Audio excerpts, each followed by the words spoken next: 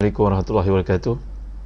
Innal hamdalillah nahmaduhu wa nasta'inuhu wa nastahdihi wa nastaghfiruh wa natubu ilayhi wa natawakkalu alayhi wa na'udzu billahi min shururi anfusina wa sayyiati a'malina.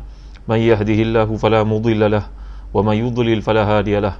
Allahumma salli wa sallim wa barik ala Muhammad wa ala ali Muhammad kama sallaita wa sallamta wa barakta ala Ibrahim wa ala ali Ibrahim fil alamin innaka Hamidum Majid. Amma ba'd.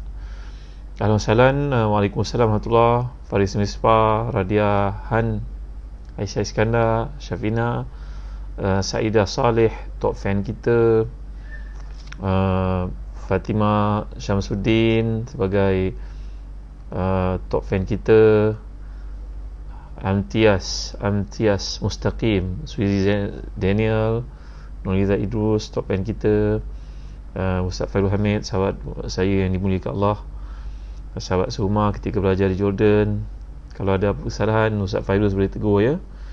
Haliza Hassan, top fan kita, Isya Aziz, Rozia Khalid, Nisa Nur Hasanah, top fan, Aisyah Abdullah, Muaz, Dr. Nur Azia Ayub, Jana Yusof, Kak Long, top fan kita, Riza Salam, Hafizah Jazuri, semua yang hadir, Zuraina Nur Muhammad, ahlan wa sahlan.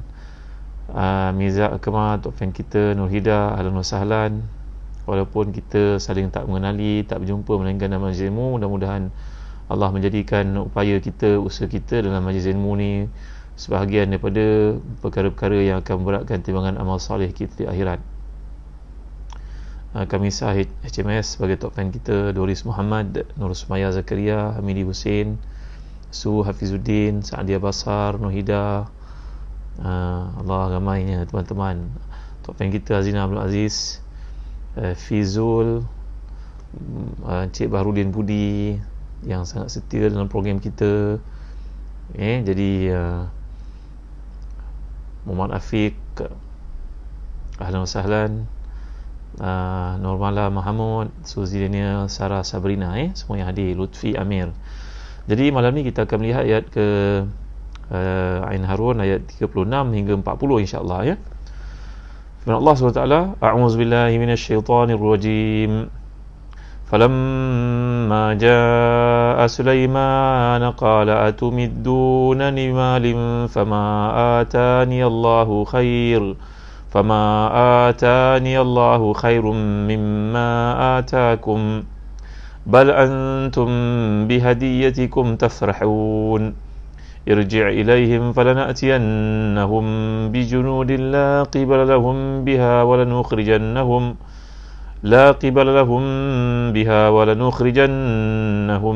minha adillatan wa hum saghirun. Qala ya ayyuhal mala'u ayyukum ya'tini bi'arshiha qabla an ya'tuni muslimin. قال عفريت من الجن أنا آتيك به قبل أن تقوم من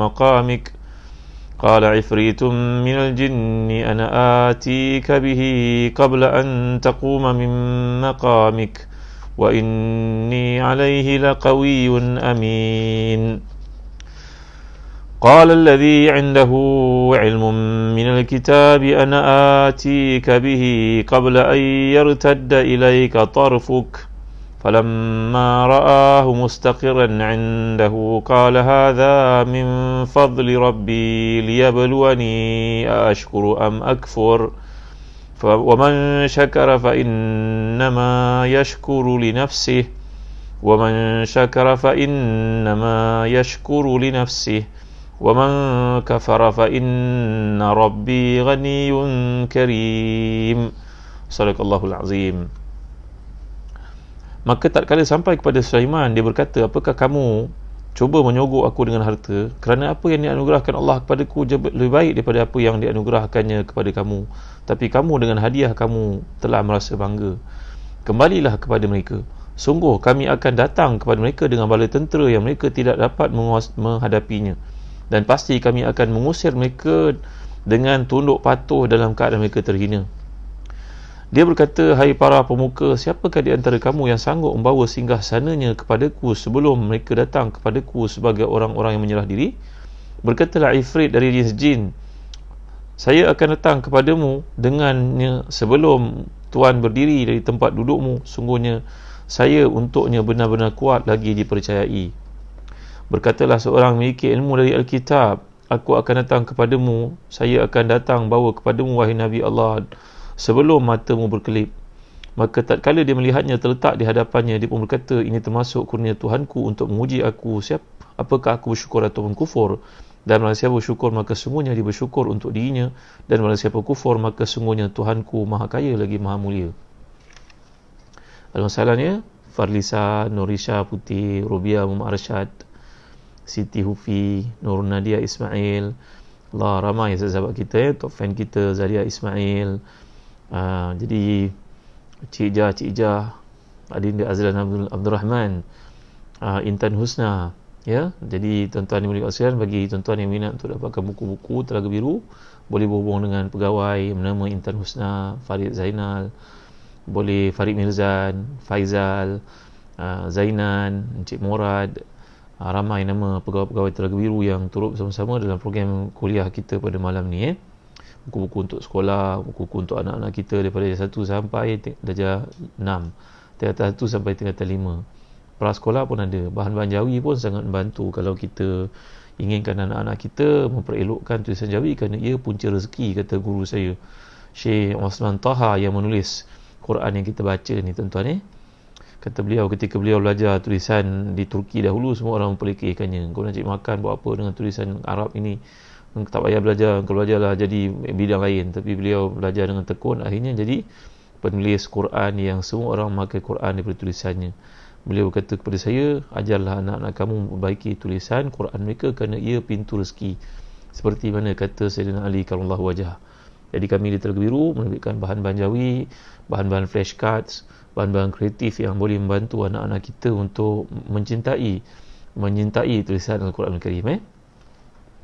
Baik, kalau kita bincang, kita ingat dalam diskusi kita semalam ketika mentafsirkan keputusan Ratu ataupun Permaisuri Balqis untuk mengirim hadiah kepada Nabi Allah Sulaiman AS, dan ini mendapat persetujuan daripada semua pembesarnya.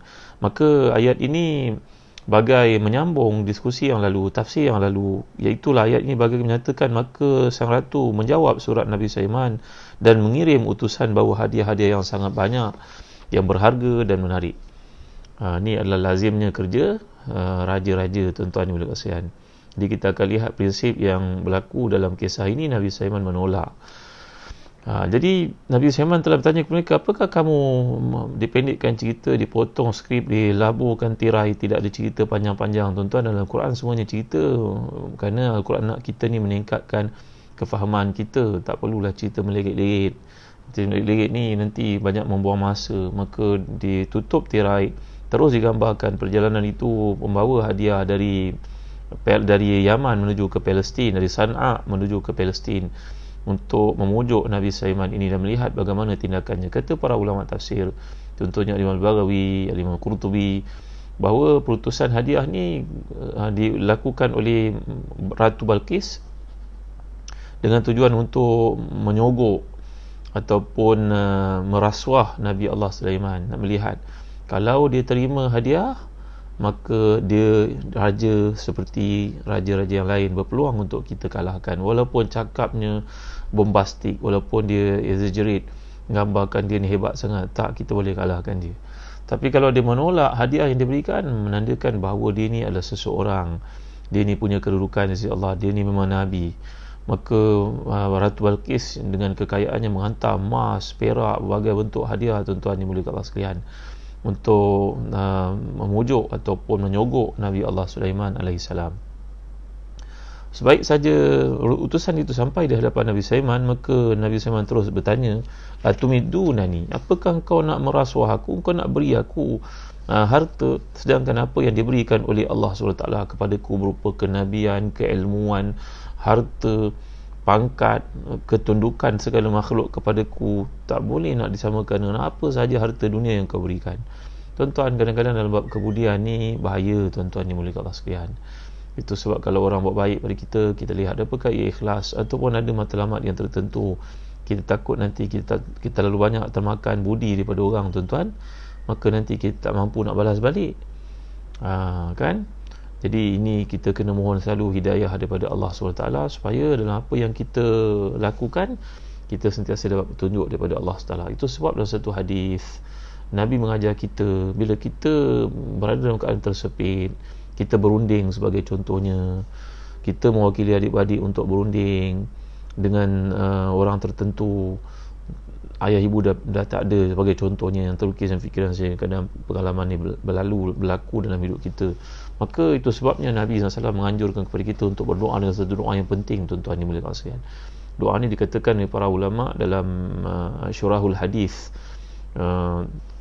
Sebagai contohnya kita dapat lihat para ulama dalam kitab Al-Kalimut Tayyib, Al-Wabi Usaim Al-Kalimut Tayyib sebagai contohnya, Ibn Qayyim menjelaskan doa ini dibacakan oleh Nabi Ibrahim AS ketika baginda dicampak ke dalam api di samping hasbunallah wa ni'mal wakil. Jadi kadang kita menjadi orang penting untuk berunding, baik berunding perkahwinan ke, nak berunding berapa hantarannya ke, berunding nak beli tanah ke, berunding nak jual syarikat ke, nak jual share ke, maka tentunya kita kena mohon kepada Allah dengan tahajud, dengan doa, tuan-tuan ya. Jadi ini dalam Islam mengajar kita bila kita menghadapi saat yang crucial seperti itu, tuan-tuan dimuliakan Allah sekalian, maka hendaklah kita berdoa kepada Allah dengan doa yang Nabi anjurkan ini dengan sanad yang sahih. Itulah Allahumma anta adudi wa anta nasiri bika ahulu wa bika asulu wa bika uqatil. Maksudnya apa? Ya Allah, ya Tuhanku, sungguhnya Engkaulah yang menolong aku, Engkaulah pembela aku, Engkaulah yang beri pertolongan kepadaku. Dengan pertolongan-Mu lah aku bergerak, aku mendapat bantuan-Mu untuk menghadapi sesiapa sahaja, dan dengan pertolongan-Mu pula aku berperang, aku berjihad, aku menghadapi musuh. Doa ni pendek je. Allahumma anta adudi wa anta nasiri bika ahulu wa bika asulu wa bika uqatilu. Doa ni kita baca ketika kita jadi perunding dalam perkara-perkara penting. Kita jadi sebagai contohnya perwakilan. Nak berunding perkara penting ni, tuan-tuan ni mula sekalian. Nak berunding macam-macam perkara lah. Berunding tentang kontrak ke, berunding tentang perkahwinan ke, berunding nak beli rumah ke, berunding nak jual rumah ke, supaya tak dianiaya orang, maka makan doa ni, tuan-tuan ni. Sekali saya baca untuk tuan. Allahumma anta adudi wa anta nasiri bika ahulu wa bika asulu wa bika uqatilu. Allahumma anta adudi wa anta nasiri bika ahulu wa bika asulu wa bika uqatilu. Ya Allah, ya Tuhanku, Engkaulah penolongku, Engkaulah pembelaku, dengan pertolongan-Mu lah aku bergerak, dengan bantuan-Mu lah aku menghadapi sesiapa sahaja, dengan pertolongan-Mu pula aku menghadapi musuh, aku perang menghadapi musuh. Jadi tuan-tuan dimulakan sekalian, macam kisah Nabi Sulaiman AS. Sekarang Nabi Sulaiman nak berdepan dengan seorang raja yang bijak, seorang ratu yang bijak. Tentulah nak berunding dengan orang perempuan ni, kata dalam bisnes, kalau kita ada rundingan penting, kalau berunding dengan orang lelaki, kita hantar orang perempuan. Kalau perempuan yang tunggu di sana, kita hantar orang lelaki. Kata mereka la wallahu alam, tuan-tuan dimulakan sekalian. Nanti ada peluang kita akan membicarakan, explore surah Al-Qasas, bagaimana tanggungjawab untuk memberikan kepada orang perempuan kerja-kerja tentu seperti yang berlaku kepada anak lelaki yang saleh yang telah pun menjadi guru kepada Nabi Musa dan akhirnya menjadi mertua kepada baginda alaihissalam.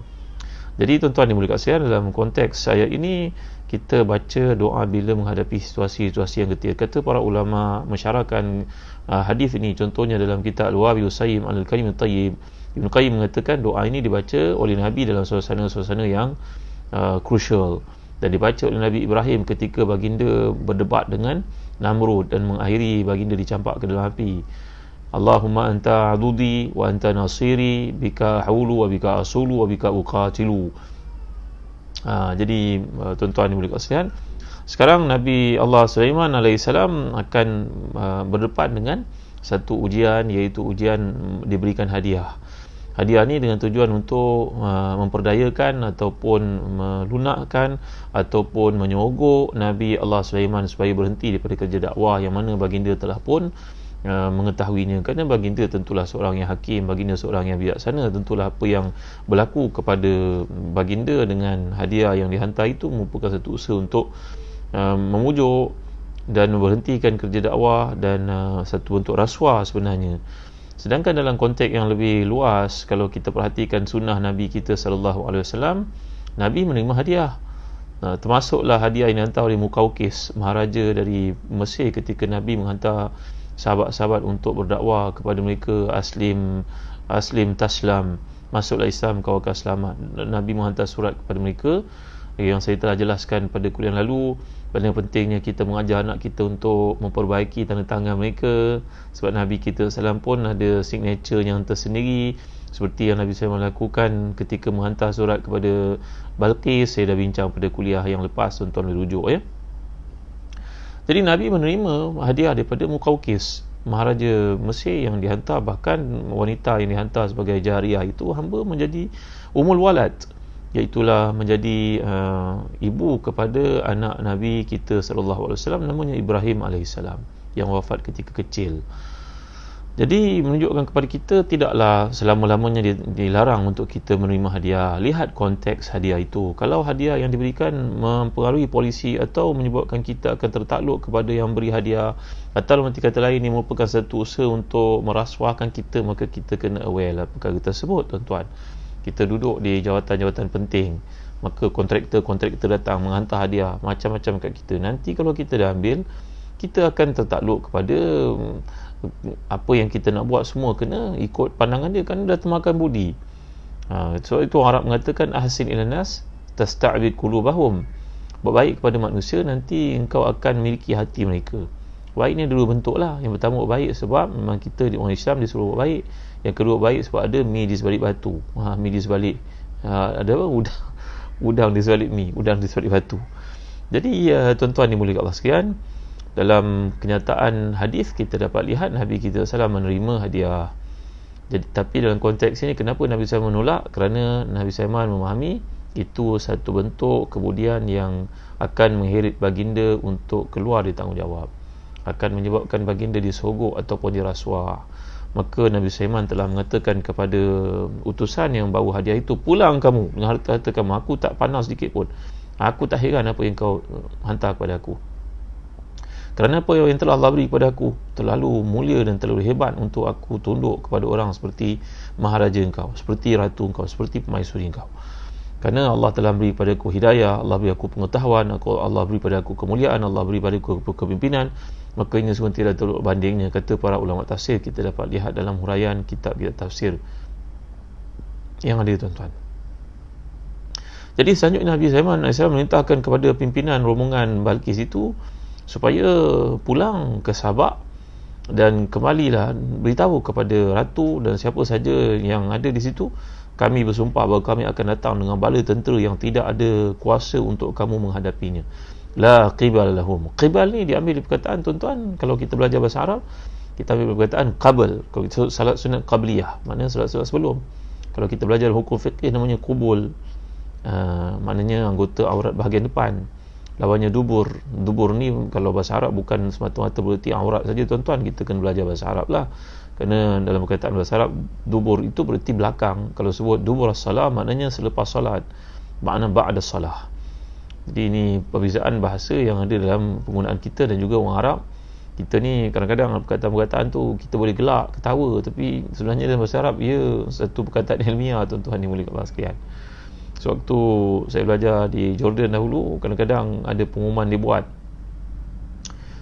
telah meninggal dunia, ni cerita tentang orang Melayu lah, seorang bernama Yahya bin Mamad. Yahya ni maknanya hidup, tuan-tuan.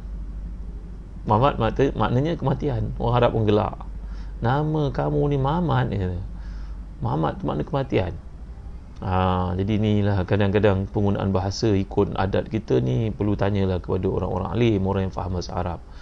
Tuan-tuan rahmati dan dikasihi sekalian, jangan kita duk main ikut je nama-nama ni. Saya nak macam tuan-tuan lah, kalau tuan-tuan ada peluang, hadiahkanlah kepada diri kita, kepada mungkin kawan-kawan baik kita yang baru berkahwin, mungkin anak-anak kita yang menantu-menantu kita. Contohnya satu buku bertajuk Ensiklopedia Nama-Nama Anak. Buku ni ditulis oleh para ilmuwan yang pakar dalam bahasa Arab, diketuai oleh Dr. Fauzi bin Yusuf Hafizahullah.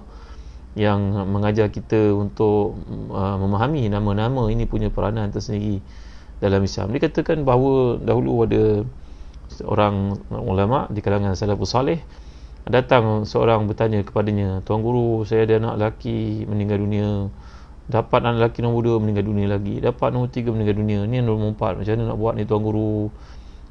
Bantulah saya supaya panjang umur anak ini." Maka Tuan Guru tanya, "Apa namanya?"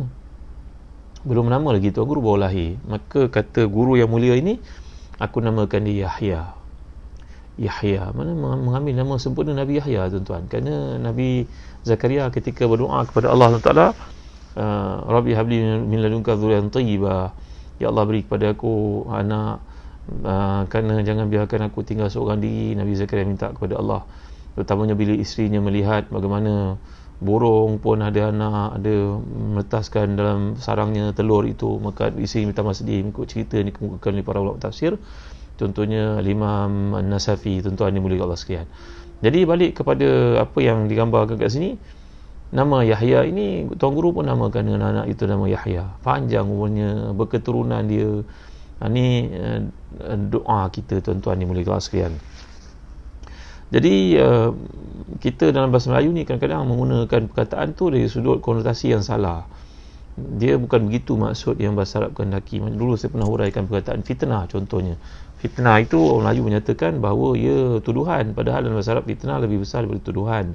Dia adalah kekacauan, kezaliman, penindasan, merampas hak orang lain, pembunuhan. Itu semua dipanggil sebagai fitnah dalam bahasa Arab sebagai contohnya. Tuan-tuan yang rahmati dan dikasihi sekalian.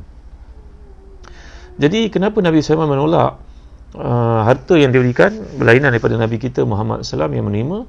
Kerana di sini ada unsur-unsur elemen rasuah. Jadi ini merupakan sogokan. Maka Nabi SAW mengetahui bahawa hadiah itu bertujuan untuk menghalang baginda menjalankan satu tanggungjawab, kewajipan dakwahnya. Sebab kalau tidak, maka menerima hadiah dalam rangka menjalin hubungan yang baik dengan non-Muslim dibenarkan, seperti apa tindakan Nabi kita SAW menerima hadiah daripada penguasa Mesir yang telah diceritakan, dapat hadiah antaranya seorang wanita yang menjadi hamba kepada Nabi namanya Mariyatul Qibtiyah. Kalau kita belajar perkataan bahasa Arab, perkataan hadiah, hadiah ni ada kaitan dengan huda, ada kaitan dengan hidayah. Dia semua berasal perkataan ha, dal, ya. Ini indahnya bahasa Arab. Kalau kita faham bahasa Arab, bahasa Arab ini dia punya root word yang sama. Itu namanya saraf. Maka kalau kita sebut perkataan, contohnya tuan-tuan yang boleh Allah sekalian, barakah. Barakah mana keberkatan, datang perkataan birkah, maknanya tasik ataupun kolam. Kerana air kolam tu tak akan mendap bila dicedok banyak sekalipun. Demikian juga hidup yang dipenuhi dengan barakah, ia tidak akan hilang sedikit pun, tidak akan luput, tidak akan kekurangan walaupun diberi kepada orang, boleh dikongsi-kongsi dengan ramai orang. Jadi ini bahasa Arab punya keindahan. Tuan-tuan belajarlah bahasa Arab, tuan-tuan. Saya nak cerita kepada tuan-tuan kelebihan bahasa Arab ni tak mampu saya. Alhamdulillah menjadikan saya kesempatan untuk mendalami mengetahui bahasa Arab. Satu nikmat yang tiada nikmat lebih utama daripada memahami bahasa Al-Quran, bahasa Allah SWT. Jadi perkataan hadiah ni kalau kita lihat terambil dari akar kata yang terdiri pada huruf ha, dal dengan ya. Maknanya berkisar daripada dua perkara. Kata Al-Imam Al-Asfahani dalam kitab beliau yang bertajuk Al-Mufradat. Yang pertama, ia berarti petunjuk. Yang kedua, ia merujuk kepada menyampaikan sesuatu dengan penuh lemah lembut, kesantunan, kelembutan, ketertiban dengan penuh adab. Maka itulah maksud hadiah. Hadiah dalam hadis yang banyak menceritakan keutamaannya, tahadau tahabu. Berilah hadiah, maka akan timbul kasih sayang sesama kamu. Kalaulah kita mempunyai peluang menunaikan umrah dan suci, teringat adik-beradik yang ada di kampung, kita kali pertama pula pergi, kalau boleh habis semua benda kita nak beli bawa adik bagi pada adik-beradik kan. Dah beli dah berat pula, dah berat barang pula, rasuah pula orang dekat airport itu bagi membolehkan barang kita dilepas. Ini apa kerja ni tuan-tuan? Saya selalu tegur jemaah yang saya bawa pergi bersama Zazan Travel. Tentu ada peluang nanti panggil pergi dengan Zazan Travel Kami didik, bimbing, baru saja buat ibadah, baru saja tahajud, baru je menangis-nangis melaksanakan ibadah umrah, tapi nak balik rasuah kat orang, kat pekerja-pekerja di airport itu kira tidak mahu tuan-tuan. Itu kami didik, bimbing, bendung. Tak boleh laku. Jadi kita pesan awal, kalau ingat pada adik-beradik, bukan perlu beli banyak, tapi beli setakat ingat. Bagi tasbih satu pun orang dah tahu bahawa kita menyatinya. Cukuplah. Make people feel that they are important.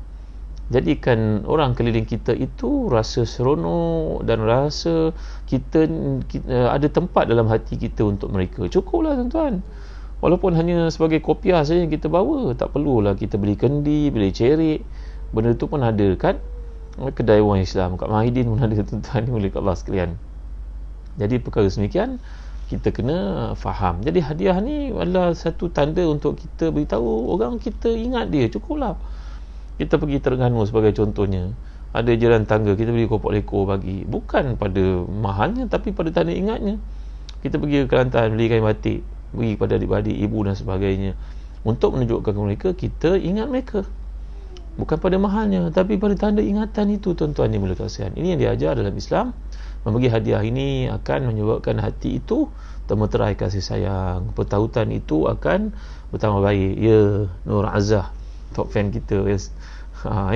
Radia Hussein, Lazmun Syahra, Siti Aisyah, Haji Hafizah, ramai yang hadir pada malam ni, wajah-wajah baru dan nama-nama baru yang saya pun tak berasal selama ni. Kalsum Abu Bakar, Roslaili, top fan kita, Nartina Yamin. Awak ketawa pula Nartina. Jadi hadiah dalam perkataan ini, hadiah tikum, hadiah kamu dapat difahami dalam arti kata hadiah yang kamu berikan, dalam arti kata hadiah yang kamu sogokkan kepada aku tidak mahu. Kamu bergembira dengan satu hadiah bila hadiah diberi kepada kamu, tapi hadiah ini bagi aku tidak mahu, aku tidak perlukan, aku tidak mahu langsung. Kita bekerja kat jawatan-jawatan penting dalam kerajaan contoh ni, tolong ambil perhatian. Kita kerja kat immigration contohnya, bila kahwin anak, habis semua sponsor kahwin macam, saya tak nak sebut siapa lah tuan-tuan, ampun maaf kalau tersilap. Kan kita fikir tengok orang ni dalam jawatan-jawatan tertentu, maafkan saya tersilap sebut, mungkin saya sebut apa-apa jawatan yang ada. Kadang kita berada dalam situasi, kita melihat mewahnya, mana datang sumber semuanya sponsor itu, sponsor. Orang sponsor ni dia ada matlamat tuan-tuan, nanti akan menyebabkan polisi yang kita buat kena minta daripada dia restu, padahal kita tak sepatutnya begitu. Tapi kerana kehidupan hari ini mencengkam dan memandu, mengheret kita kepada nak bermewah-mewah, menunjuk, maka kita pun tak nak kalah daripada orang lain. Sedangkan tuan-tuan yang mulia kasihan, Nabi SAW pesan kepada para sahabat, ikutlah, rahimallahu man arafa nafsahu fawqafa indah. Cukuplah untuk kita dalam hidup ini mengerti kemampuan kita dan berhenti setakat itu saja. Tak payah nak mewah lah tuan-tuan yang dimuliakan Allah sekalian. Jadi balik kepada ayat ini, ia merupakan satu perkara yang penting untuk kita faham, iaitulah hadiah yang dapat menyebabkan kita terikut-ikut dengan keputusan-keputusan tertentu. Ini hendaklah dielakkan. Jadi antum bihadiyatikum tafrahun, ia merujuk kepada kamu orang kebendaan, orang cintakan dunia, dapat hadiah seperti ini, kawan seronok kamu, tapi aku tak pandang sedikit pun. Kemudian datang ayat ke-38, qala ya ayyuhal mala'u ayyukum ya'tini bi'arsyiha qabla ya'tuni muslimin, qala ifritu minal jinni ana atika bihi qabla an taquma min maqamik wa inni alayhi laqawiyyun amin. Jadi Al-Quran tidak menjelaskan apa yang berlaku secara lanjut selepas penolakan hadiah oleh Nabi Sulaiman terhadap ratu ataupun maharaja ataupun permaisuri Balqis ni. Yang pasti adalah rombongan itu kembali melaporkan kepada raja mereka, ratu mereka, dan setengah riwayat mengatakan bahawa Ratu Sabak menyedari bahaya yang mengancam, maka dia pun menyampaikan rencana kedatangannya kepada Nabi Sulaiman. Kemudian dia pun berangkat dengan ribuan pengikutnya, setelah terlebih dahulu menutup istananya seperti yang sampai kepada kita dan kita tafsir, contoh tafsir Jarir Tabari, bahawa sedemikian dapat kita lihat mereka merasa cemas bahawa Nabi Sulaiman menolak pemberian itu, dan Nabi Sulaiman memberikan amaran bahawa peperangan akan berlaku kerana kedegilan mereka untuk mematuhi perintah Nabi Sulaiman supaya masuk Islam, supaya tunduk kepada Allah, supaya meninggalkan perbuatan sia-sia menyembah matahari itu. Jadi dalam ayat ini Allah menceritakan perkataan Ifrit. Ifrit ni saya pernah ajar tuan-tuan doa yang Nabi kita SAW anjurkan ketika baginda dikejar oleh Ifrit dan peristiwa Isra Mi'raj. A'udzubillahil karim wa bi kalimatihi tammati allati la yujawizuhunna barun la fajir min syarri ma yanzilu minas samaa'i wa ma ya'ruju fiha wa min syarri ma zar'a fil ard wa ma yakhruju minha wa min fitanil laili wan nahar wa min syarri tawariqil laili wan nahar ila tariqan yatruku bi khairin ya rahman. Saya pernah ajar tuan-tuan kan, Kalau kita belum hafaz lagi, kita boleh amalkan 2 ayat terakhir daripada surah Al-Baqarah yang Nabi janjikan. Nabi bercakap di wahyu daripada Allah SWT, siapa yang mengamalkannya dibaca pada setiap malam, maka kafatah, 2 ayat itu akan menjadi pendinding daripada segala kejahatan, keburukan, kemalangan yang boleh menimpa. Kita tahu tentang kebakaran, kita tahu tentang kecurian, kita tahu tentang orang jahat masuk ke rumah, sebagainya. Maka bacalah 2 ayat terakhir surah Al-Baqarah, tambah dengan ayat yang Nabi bacakan ketika dikejar oleh Ifrit dalam peristiwa Isra' dan Mi'raj yang saya bacakan tadi. Saya dah beri pada tuan-tuan dan ijazahkan pada tuan sebelum lagi, ya. Baik, jadi Ifrit dalam konteks ini merupakan the most powerful jin. Ini merupakan jin yang paling kuat, yang tidak dapat dikalahkan. Jadi kata ini merujuk kepada kekuatan yang ada padanya, yang mana dia menawarkan kepada Nabi Sulaiman, dia mampu untuk membawa datang istana Balqis itu, singgasana ataupun tempat duduk singgasana Arash kepada Balqis ini dalam masa Nabi Sulaiman bangun, duduk dan sampai. Dikatakan dalam kitab tafsir bahawa Nabi Sulaiman bermesyuarat dengan tentera-tenteranya, orang-orang kanannya selama separuh hari.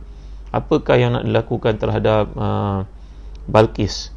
Maka tuan-tuan hati dan dikasihan, dikatakan Ibn Ashur, satu pandangan luar kotak, beliau berkata bahawa ketika Nabi Sulaiman dan tenteranya bermesyuarat itu, Ratu Balqis telah pun mendekati Jerusalem, dekat dengan Baitul Maqdis.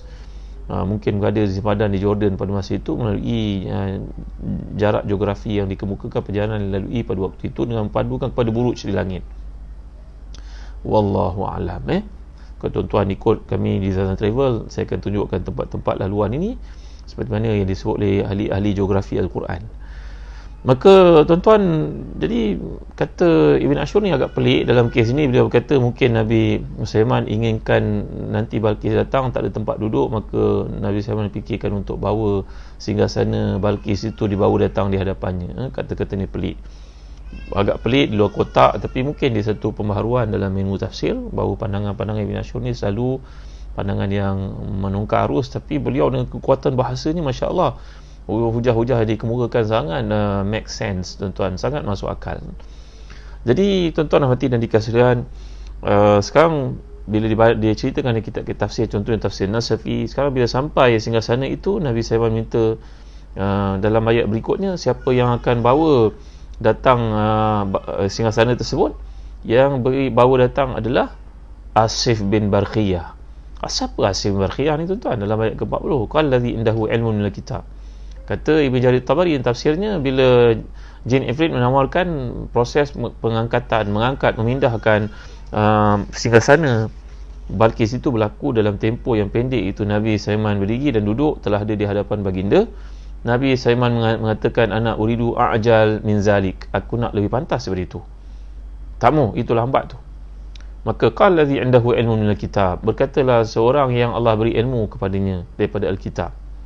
Di sini adalah satu penghargaan dan sanjungan kepada orang berilmu. Setengah ulama tafsir seperti Ibn Jarir Tabari membawakan riwayat bahawa maksud indahu ilmu kitab ni kepada 3 orang manusia. Yang pertama yang merujuk kepada Nabi Sulaiman sendiri. Yang kedua yang merujuk kepada Asif bin Barkhiyah, seorang yang telah diberikan oleh Allah pengetahuan tentang Ismullahil A'zam, nama Allah yang paling agung. Dan yang ketiga mengatakan ia merujuk kepada Nabi Khidir alaihissalam. Jadi kita tak boleh nak tarjih mana satu, tuan-tuan dimuliakan Allah sekalian. Walaupun kita dapat memahami secara isyarat daripada apa dikemukakan oleh Ibn Jarir Tabari yang tafsirnya. Saya tanya kepada tuan-tuan, siapa yang paling hebat sekarang? Orang yang diberikan ilmu boleh memindahkan istana Balqis ni dalam tempoh sekelip mata, ataupun Ifrit yang akan mengambil masa berdiri dan duduknya Nabi Sulaiman? Siapa lebih hebat? Tuan-tuan boleh jawab tak? Nur Rahman, Ummu Muaz, Hanif Azmi?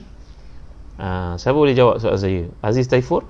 Siapa lebih hebat? Ifrit ke ataupun lelaki ni maksudkan di sini? Muhammad Zulfaqar? Sambal Kak Beda? Siapa boleh jawab? Tak ada yang jawab. Manusia berilmu, betul. Tadi yang lebih hebat dalam konteks cerita ini Nabi Sulaiman lah. Kerana Sulaiman boleh mengerahkan orang itu untuk bawa sekelip mata. Agakkan Nabi Sulaiman lebih powerful ke ataupun kurang daripada rakyat suruhannya itu? Tentulah Nabi Sulaiman yang lebih powerful. Dalam ayat ini menunjukkan, kata para ulama memahami daripada Ibn Tabari, mereka berkata ini menunjukkan satu succession plan, bahawa Nabi Sulaiman nak beritahu nanti akan ada pengganti selepas aku yang boleh menjalankan tanggungjawab, maka amanah itu telah mula diberikan secara perlahan-perlahan kepada yang berikutnya. Jadi tuan-tuan rahmati dan dikasihi, esok saya akan ajar tuan-tuan tentang doa yang sangat penting. Doa bila kita menghadapi situasi sukar, apakah doa Nabi SAW anjurkan kepada para sahabat. Contohnya ada seorang sahabat yang mengalami matanya buta, maka apakah doa yang Nabi ajarkan kepada beliau sehingga matanya celik? Ini namanya tawassul dengan Nabi kita SAW. Itu dalam keadaan-keadaan tertentu. Mudah-mudahan Allah beri kepada kita kefahaman, Allah beri kepada kita kekuatan, beri kepada kita penghayatan dapat mengamalkan apa yang dianjurkan di sini. Sekian daripada saya untuk malam ni tuan-tuan. Ampun maaf kerana tak dapat melanjutkan lebih mendalam. InsyaAllah tunggu pada malam esok saya akan ceritakan doa tersebut dan kisah-kisah berkaitan dengan nikmat Allah yang kita kena syukuri. Apakah bentuk, bagaimana cara kita nak mensyukuri nikmat Allah, apakah kita cerita dengan orang, tayangkan sana sini atau sebagainya. Ya Allah, tunggu saya pada malam esok pada waktu yang sama. Tuan-tuan jangan lupa, bagi tuan-tuan yang ingin beli buku-buku, dapatkan Bahtera Biru untuk anak-anak kita, kegunaan sekolah, latihan topikal dan sebagainya. Sekian, Assalamualaikum warahmatullahi wabarakatuh. Allahumma fir lana dhunubana wa israfana fi amrina wa sabbit aqdamana wa ansurna 'alal qaumil kafirin. Allahumma ahsina aqibatana fil umuri kulliha wa ajirna min khizyid dunya wa azabil akhirah. Allahumma rabbana atina min ladunka rahmatan wa hayyi lana min amrina rashada. Rabbana atina fid dunya hasanah wa fil akhirati hasanah wa qina azaban nar. Wa sallallahu ala sayyidina Muhammad wa ala alihi wa sahbihi wa sallam. Alhamdulillahirabbil alamin. Taqabbalallahu minna wa minkum. Jangan lupa untuk share, sampaikan kepada teman-teman kita, sahabat-sahabat kita tentang kuliah kita malam ni. Mudah-mudahan ramai dapat manfaat. Sekian, Assalamualaikum warahmatullahi wabarakatuh.